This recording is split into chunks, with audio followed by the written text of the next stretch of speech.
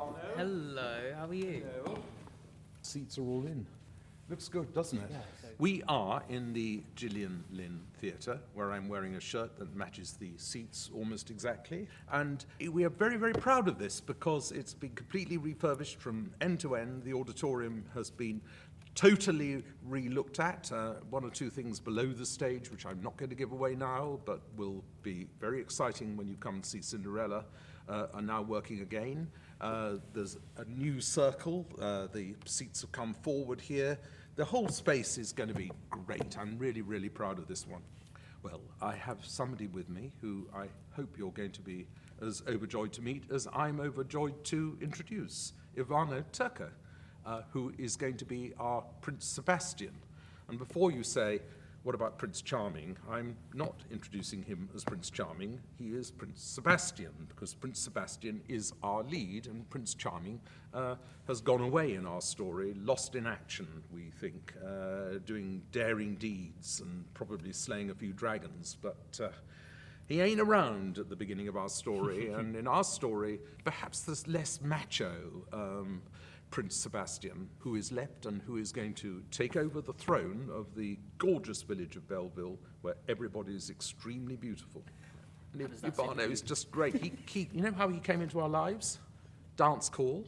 It was a dance call, wasn't it, Ivano? Yeah. Somebody comes to me, and we were auditioning in the Palladium, and says, Andrew, you've got to come and hear this boy. He can really sing. So I hear Ivano and said, yeah, the boy can really sing. I think my favourite things about the recall actually was that it was on the stage in the Palladium, and I just remember just being so beside myself. Like, I'd been training all this time to kind of experience the feeling that I was experiencing in that very moment. You are a great, great performer, a natural, and Thank you. you aren't just a dancer. So why did you come just as a dancer?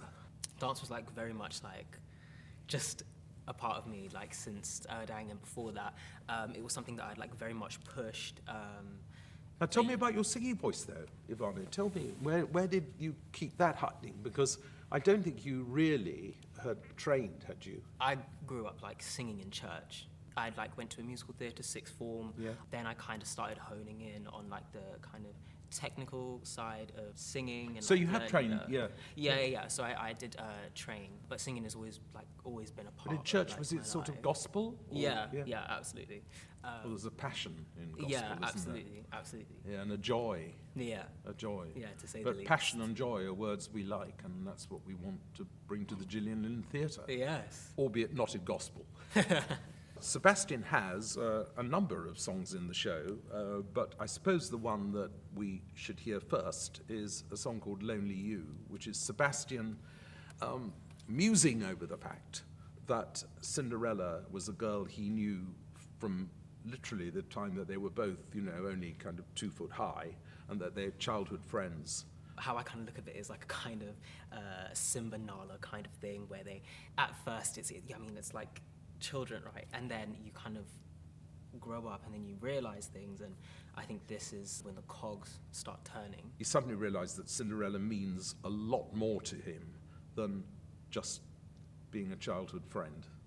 Jesus Christ Superstar was recorded as an album first because we managed to get a record company to put up the money to do it because nobody wanted to do it in the theatre. Everybody thought that the story of Jesus Christ was a terrible idea to do as a musical, and certainly not something that anybody wanted to back or invest in. But the record company went ahead with it, and the consequence was that the double album of it then became a success, and then the show happened.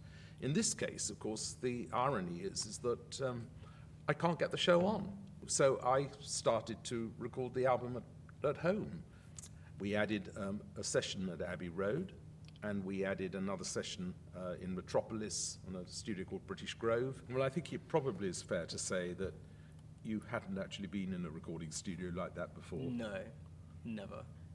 But he handled it very, very well. The first day we tried a few things, and then the second time you came back, we got the vocal that is in fact the one that you hear on the recording of Lonely You. Like so many melodies, it was something that I had been working on actually over the last probably 2 years. I had little bits of it in my head, but I didn't know that I had a home for it until I saw Emerald Fennell's outline for Cinderella. And of course, Emerald's plot is a very alternative Cinderella. Although it stays very faithful to the beats of the original fairy tale, it manages to stay faithful but yet manage to be completely different as well at the same time, which sounds a bit of a contradiction in terms, but I promise you it's true.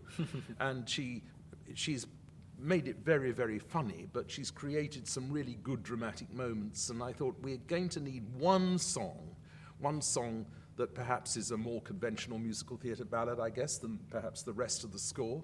And I thought the melody was right for that moment, and we went for it.